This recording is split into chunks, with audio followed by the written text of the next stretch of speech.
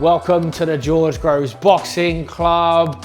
A little video today, right? It's not about the box of the weekend. I've missed the boat there. You know, who needs it, right? Wardley, he went to war, he done the job. He was getting beat, he got that punch, he done the job. Great win for him. I didn't get a video out quick enough. Guess what, if I put one out now, no one would watch it. It's sad like that. Boxing works funny like that, but that's the case. But what is kind of topical at the moment, which I feel like maybe I should do a little video about, maybe get people talking, get people thinking about, is weight making. The controversy at times around fights getting pulled because fighters have used certain methods to make weight, what is allowed and what isn't, and sort of what's the plan for the future. Like, it's at the moment, it's a flawed system, in my opinion. It's a flawed system. The one that you're trying to protect fighters by putting in place measures that make it more dangerous. Yeah, you're just tick boxing. You know, you're just ticking boxes, and ultimately it's flawed. And the guys within the border control and other governing bodies know it, but what can you do? When you know, I've got a WBC branded sweatsuit indoors. Is the best sweatsuit I've ever had. You know, that was when I was prepping in 2015. It still fits, guys. I believe that. Yeah, the sweatsuit still fits and it works a dream. Did I use a sweatsuit for my career? Of course I did. Everyone does. If you're not drying out, if you're not having to sweat to just even a little bit at the end to make the weight, then you're in the wrong weight division. If you just wake up, have breakfast, weigh in and you're fine, you are in the wrong weight division. That's usually just heavyweights, and sometimes they're heavyweights that could make cruiserweight. You know, that is the truth. That is the truth. Alright guys, it's the night before my weigh-in for my fight against Callum Smith in the Muhammad Ali trophy final. I'm here in Jeddah, so about to start the dry out process for the weigh-in tomorrow. So it's a late weigh-in, it's 5 PM, so we're not going to do too much tonight. But I starting weight, down there, 83.5 kilo. Obviously tomorrow I've got to be 76.2, so that is 7.3 kilos to take off. It won't be easy, but it's very achievable, and I'll explain you through it. Thank you. Now, if I went to the gym when I was boxing and I had a sparring session, say, and I'm not guzzling water in between, I'm having a sip between rounds, and I knock out 10, 12 round sparring, I'm going to lose minimum 3 kilos, maybe more in that session. The whole t-shirt is drenched, right? That's just a normal session. That's not a sweat session. That's not me layering up. It's not me putting plastic on, not sitting in the sauna. That's just me training. So our bodies are designed to sweat. They sweat. When we sweat, we lose fluid. We're lighter, yeah? So I don't understand why saunas are off the list and sweating out as such is off the list. Because if they walked in, they just saw someone training in a t-shirt, they're still technically losing weight, just doing it slower. It's not effective for beating the scales. Sure, there's that difference, but let them do it. Let them do it. I'm not sure what year it was. They decided to bring in a day before weigh-in. Surely the only reason to do a day before weigh-in is because guys were drying out to make the weight and they didn't have enough time to rehydrate between, you know, a 12 o'clock weigh-in and the same day fighting at 6, 7, 8, 9, 10 o'clock, right? It's not enough time. So let's go back to what is sensible and healthy, and know that fighters are going to dry out. Know that fighters are going to, you know, they're going to sweat. They're going to sweat for the scales, and then they're going to rehydrate. Right, so I've stuck a layer of grease on. I'm just going to get dressed. It's going to be a layer of clothes, sweatsuit, and a layer over the top. And we're going to go and, you know, get sweating. Some fighters will take liberties. They will go too far. Trainers will push their fighters too far, and sometimes that can be a problem. As long as they're doing that within the rules, right, then there are limits to what is humanly possible, right? 9 times out of 10, you do have more than enough time if you're weighing in Friday at 12 o'clock and you're not fighting until 8 o'clock Saturday night. That's more than enough time to rehydrate properly, if you are allowed to rehydrate properly. So let's stop, right? Go back to that. You know, I know that's not always the case with small hall fighters, they might have to do a same day weigh in, and yeah, sure, once they've weighed in, maybe they shouldn't be allowed to take any weight off, because that's a rule that I understand. But if you're going to give fighters the opportunity to weigh in the day before, the board control guys, they've had to travel in from wherever they live to get to a venue. It's usually not a glamorous one, to weigh you in, to pack you off. Like, they're not super excited about that. If it's not a big pay-per-view show, they'd rather be doing their own thing. They usually got a job or they've inconvenienced themselves to do this anyway. So they're doing it for the fighters' health, fighters' protection. So let that be. Okay, so when I with the guys, did about an hour of jog walking. So we sort of jogged to K, walked to K, jogged to K, walked to K. A little over an hour. Got a real good sweat on. Back, weighed. Bang on 80 kilo now, so that's 3.5 kilos gone, and I've actually had a bottle of water when I got in as well. Small one, but still. Nice little sparkling water, fill the belly. It's important. Most importantly now is trying to get a good night's sleep. I don't feel too dry, so I haven't overdone it as such. It's all been well within my comfort zone, and I think that's the most important thing for any weight you want to take off the night before, because sleep is most important, because you're still going to have work to do in the morning, and you need to be in a positive mind frame to begin the sweat. So one more phase to go. If you're really worried about hydration, then test fighters' hydration throughout camp, right? It's the only way to do it. I don't know, there must be better tests you can do, whether it be a blood test or what, rather than just a piss test and you stick a little stick in it and check the colour of it, like we used to do on England squad back in 2003. I'm sure it's come a long way since then, but test their hydration, yeah? And then you know that they haven't just skipped off before you've got there, checked in, weighed, gone again, because it's dangerous, right? It's dangerous. They want you to be within a certain limit of your weight, your contracted bout weight, at a set point in time. It might be 30 days out. 30 days out, you are thick in camp. Sometimes 30 days out is when it's the hardest bit of camp, because you're not firing all cylinders. You've still got a bit of weight to go. You're sluggish. You're sparring. You're trying to get fit through conditioning, running.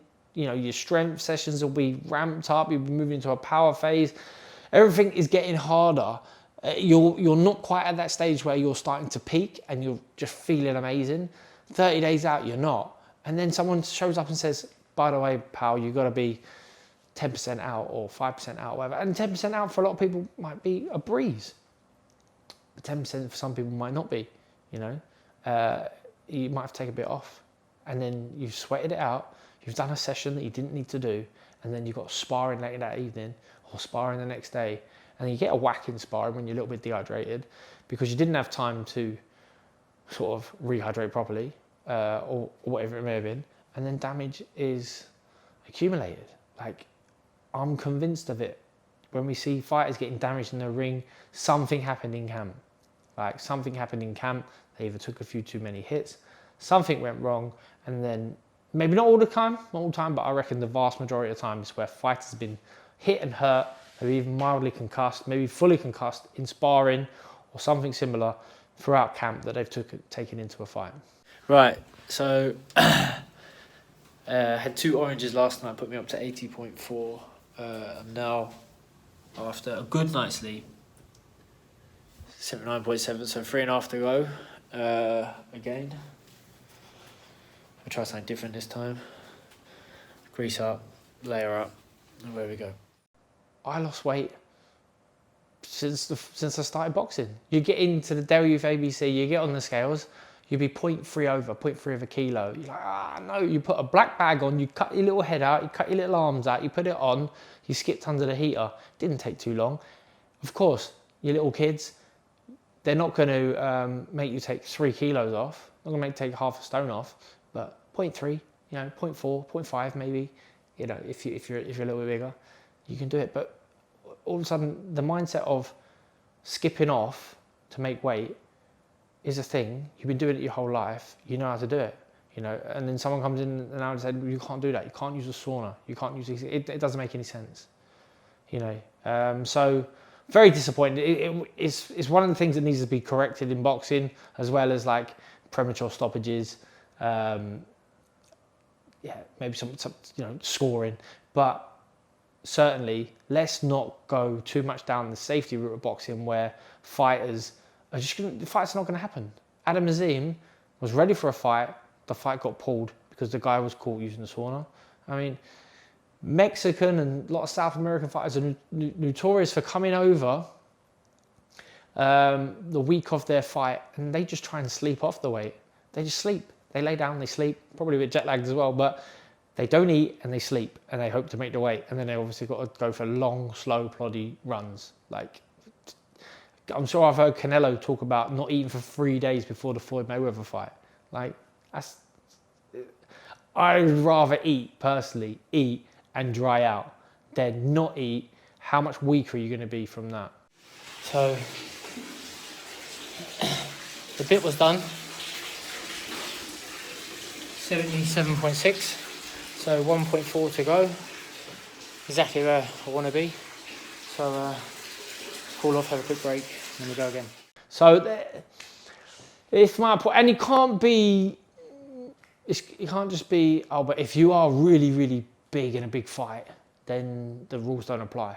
Like when Chris Eubank Jr. posts videos of him sweating out, taking the sauna suit off, laying on it. We know he's doing that. The whole fight, the whole build-up was built around he's boiling down to this weight, but he has the audacity to share it. But the fight goes ahead, so I was a bit disappointed. I mean, I was happy it went ahead. I had a lot of work that week. I was looking forward to the fight. I was looking forward to the event, so I wanted it to happen. But when I saw that footage, I was like, oh my God, this fight, they've got no choice. This is going to get pulled. Like, they can't have one rule for one rule for another. One rule for everyone else. So what are we going to do? What are we going to do? You have to test fighters' hydration levels moving forward if that's what you want to do to be safe, right? It can't be just get on the scales, because anyone can manipulate that easily by just drying out before they get there. Or I said, some of the board guys, when I knew I wasn't that tight at the weight, but I knew I had a bit to lose, I say, come at the end of the session. They can see me. They see, I'll get out, I'll finish my 10 rounds pads. I'll finish my skip, take my t-shirt off, ring it off, jump on, take my boxers off if need be, and I've made a weight. But they would know that I'm at least 4 or 5 pounds plus lighter than I was before walking in the gym. And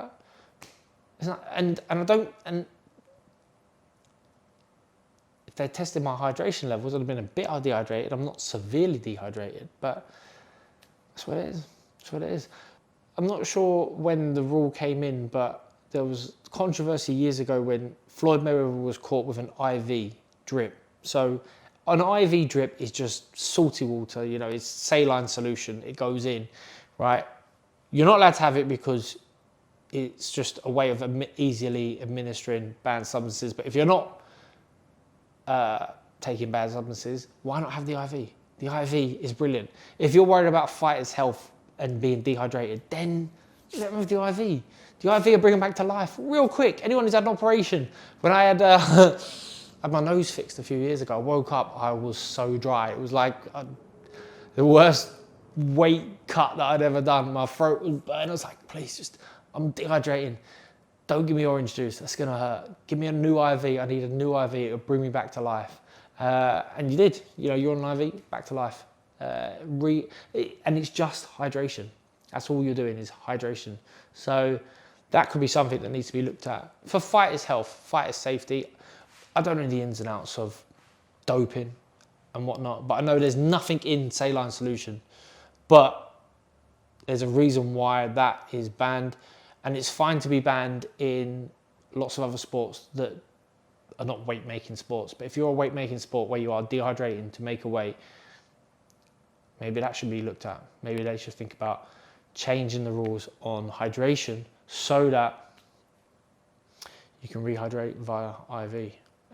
Just a thought. Let me know your thoughts. Let me know if I'm making sense. Let me know if I'm talking shit. Let me know if you agree.